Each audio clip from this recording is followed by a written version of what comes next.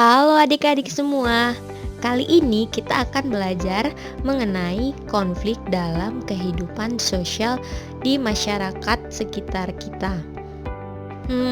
Ngomong-ngomong tentang konflik, belakangan ini banyak sekali berita-berita yang viral di dunia maya. Seperti berita yang ada di TV, Instagram, Twitter, ataupun media sosial lainnya. Tapi, apakah adik-adik semua tahu kalau konflik tersebut tidak terjadi dengan sendirinya, melainkan karena banyak faktor penyebabnya? Nah, jadi adik-adik sekalian penasaran kan? Jadi, selamat menyimak video ini ya. Apakah kalian tahu apa itu konflik? Jadi, konflik adalah suatu proses sosial antara dua individu atau kelompok di mana satu di antara satu pihak berusaha untuk menyingkirkan pihak lain dengan cara yang disertai dengan ancaman dan kekerasan. Nah, setelah kalian tahu apa itu konflik, lalu apa saja sih faktor-faktor penyebab terjadinya konflik?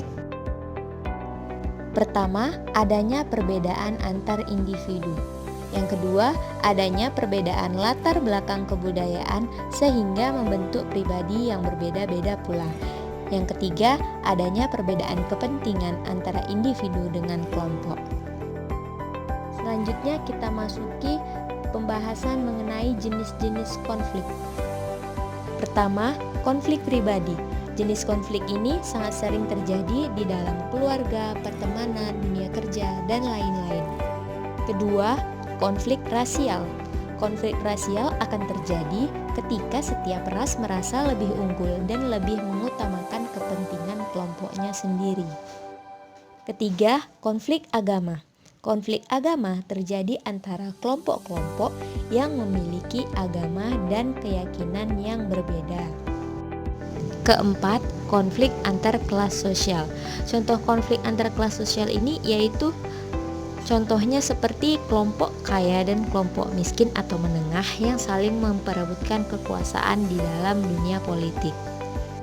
Kelima, konflik politik. Konflik ini biasanya sering terjadi dan sering kita temui saat menjelang pemilu. Keenam, konflik sosial. Konflik ini terjadi di dalam kehidupan sosial masyarakat, misalnya masalah pergaulan, ekonomi, dan lain sebagainya. Setelah kita mengetahui apa itu konflik, jenis-jenisnya apa saja, dan faktor-faktor penyebab konflik itu apa saja, pasti kita semua ingin tahu bagaimana sih upaya-upaya penyelesaian dari konflik itu sendiri. Pertama, mediasi.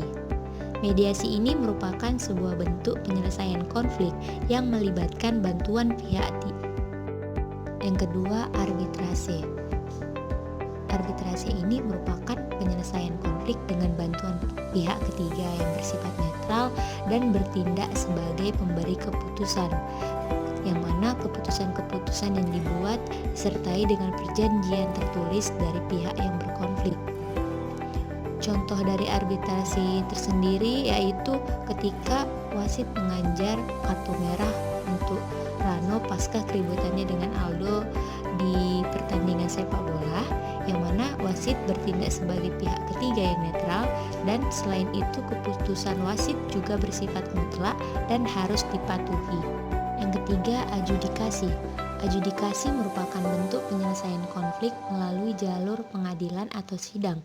Contoh dari adjudikasi yaitu ketika hakim memutuskan hak asuh anak diberikan kepada sang istri atau sang ayah setelah perceraian. Yang keempat, kompromi. Kompromi merupakan bentuk penyelesaian konflik dengan adanya upaya masing-masing pihak untuk mengurangi tuntutan.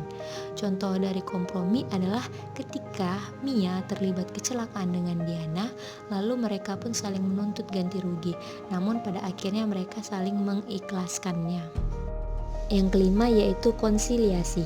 Konsiliasi merupakan sebuah bentuk penyelesaian konflik dengan adanya upaya mempertemukan pihak yang berkonflik. Contohnya yaitu ketika Pak RT memanggil Budi dan Damar setelah rebutan lahan parkir.